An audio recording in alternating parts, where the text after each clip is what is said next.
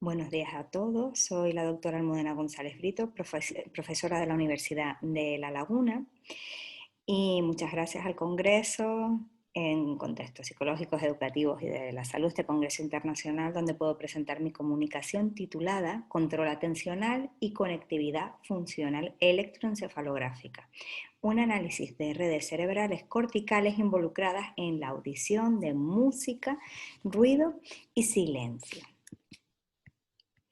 A continuación, voy a hacer una breve introducción sobre aquellas redes cerebrales o áreas que están más relacionadas con el control atencional. Como podemos ver en la presentación, lo indico como CA. Bien, se involucra, se cree y es sabido que el lóbulo frontal es el área más vinculada a este tipo de proceso. Además que la orientación y la adecuación de los recursos atencionales de procesos cognitivos se encuentran relacionados con el desarrollo de la función ejecutiva. Desde tempranas edades, varios autores han estudiado este campo del conocimiento. Por otro lado, y en referencia a la audición musical, se sabe que modifica centros cerebrales relacionados con la emoción, pero también con la cognición. Ahora se desconoce cómo interacciona o en qué forma con el control atencional. Este es uno de los puntos por los cuales he realizado esta comunicación. Y es que el control atencional, claro, está relacionado con funciones ejecutivas frontales y parece alterarse durante la percepción de música familiar, la música conocida, la música de nuestro entorno. Es lo más estudiado en la literatura. Por tanto, puede modificar las redes neuronales implicadas en procesos sensoriales y cognitivos. Siempre vamos a hablar de este continuum entre la emoción y la cognición en la audición musical. Y parece que las modificaciones del control atencional están asociadas a variaciones en las ondas alfa. Recordemos que se estudian varios tipos de frecuencias de ondas electroencefalográficas. Nosotros nos vamos a centrar en las alfa. El objetivo de este trabajo es analizar el control atencional. Si en la banda alfa se modifica durante la audición de música familiar, también durante la audición de ruido y en relación al silencio. Hemos puesto estas tres condiciones. El método, bueno, pues es un estudio experimental con participantes, un grupo de 30 sujetos sanos, diestros que pasan el test de Edimburgo, se les colocan los 19 electrodos, bueno, la metodología estándar de un análisis electroencefalográfico.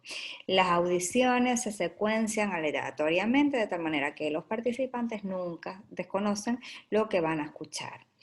Se les coloca en una jaula de Faraday, aislados acústicamente, y ellos van recibiendo con los ojos cerrados las audiciones, tal como he indicado, de forma aleatoria.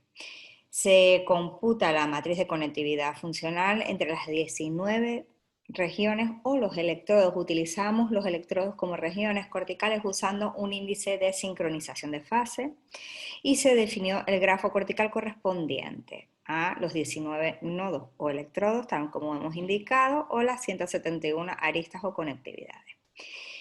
¿Qué medidas utilizamos? Pues se utilizan medidas estadísticas de redes complejas y otras derivadas de la teoría de grafos. Los resultados. Bien, la audición musical con relación al silencio muestra una desconexión entre regiones corticales de mucha menor extensión que la que se produce entre el silencio y la audición de ruido, lo cual es bastante curioso e inquietante. Y afecta sobre todo a las regiones frontales. Este resultado ya lo teníamos corroborado porque corrobora lo que sabíamos de la literatura. Aquí tenemos los resultados, quizás bastante más interesantes verlos en las figuras. Por ejemplo, estas son las comparaciones pareadas entre los tipos de condiciones. En la A es la música menor que en silencio, en la B es la música menor que en silencio en no músicos, en los grupos, etcétera. Bueno, lo podemos ver. No sé si ha quedado claro que hicimos dos grupos de participantes, unos con experiencia musical y otros sin experiencia musical.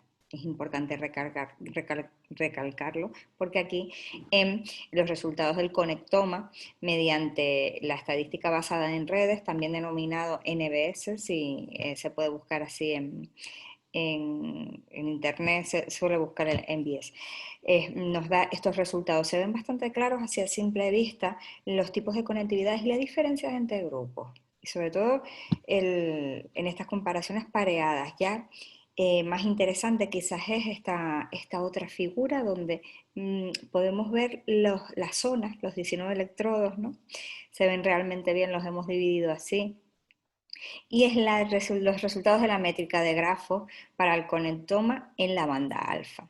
Aquí podemos ver el grado nodal de los músicos oyendo música, de los no músicos oyendo música. Podemos simplemente a simple vista ver que hay claras diferencias, es decir, entre ambos grupos.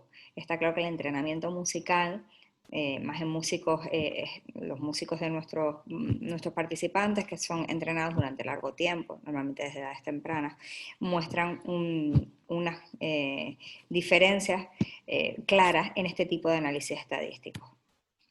Bueno, y por otra figura que quería enseñaros es los valores medios a nivel del grafo completo. En este caso es el grafo completo y las diferencias entre condiciones y entre grupos. Bueno, aquí tenemos pues los diferentes parámetros, el grado, la densidad, la eficacia local, la eficacia global, la modularidad y la participación son los más estándar.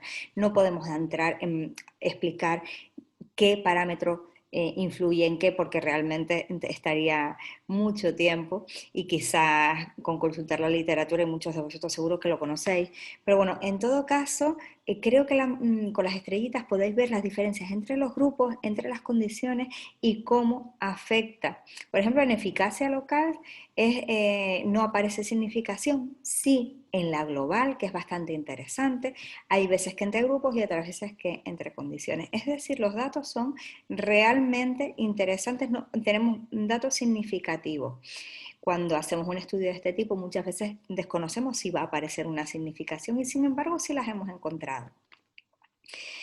Bueno, la discusión ha sido complicada porque no hay tanta literatura, también los grafos es una técnica de análisis relativamente reciente, entonces quizás es bastante difícil encontrar literatura en la que poder comparar, pero bueno, lo que vemos claramente es que durante la situación de silencio, sin estímulo, determinadas conexiones frontoparietales aparecen potenciales en los músicos en relación, claro, con el otro grupo, con los no músicos, y esto está en línea con otras investigaciones que se consideran que en humanos la corteza prefrontal es donde se encuentra el origen del control atencional, tal como dicen Posner y Petersen. Bien, además también durante la audición musical que esperábamos una alteración del control atencional con respecto al silencio, aparecen involucradas una subred de conexiones corticales en músicos con mucha mayor conectividad que no músicos en regiones prefrontales derechas y temporales bilaterales. Claro, esto está en línea de lo que he explicado anteriormente, mayor conectividad, mayor cerebro entrenado en los músicos que en los no músicos. Estas diferencias son coincidentes con la mayor eficiencia de la red de atención que muestran los músicos versus los no músicos, es decir, hay una mayor eficiencia en los cerebros entrenados en el entrenamiento musical y más aún mayor en relación a la atención y a la función ejecutiva, tal como dice la literatura al respecto. Observamos mayor conectividad, en este caso el grado nodal de las áreas prefrontales con respecto a las parietales. Ya hemos hablado de esta conexión frontoparietal, efecto que se mantiene en las tres condiciones para ambos grupos.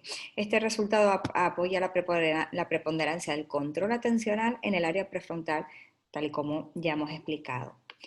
Bueno, por último y para concluir, porque este es un estudio muy extenso al que podríamos hablar mucho, pero como tenemos un tiempo limitado, no ilimitado, la audición de música familiar modifica en una pequeña proporción la conectividad funcional de la banda alfa en relación con el silencio. Por tanto, la audición de ruido además desconecta, por tanto no, por el contrario, desconecta una gran cantidad de regiones corticales, sobre todo frontales, lo que puede incidir profundamente en el control atencional.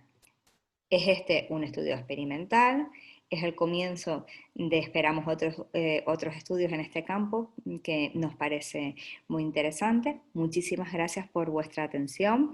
Para cualquier duda, sin duda, creo que el Congreso nos puede facilitar los contactos y poder solucionarlas. Muchísimas gracias por vuestra atención y hasta la próxima.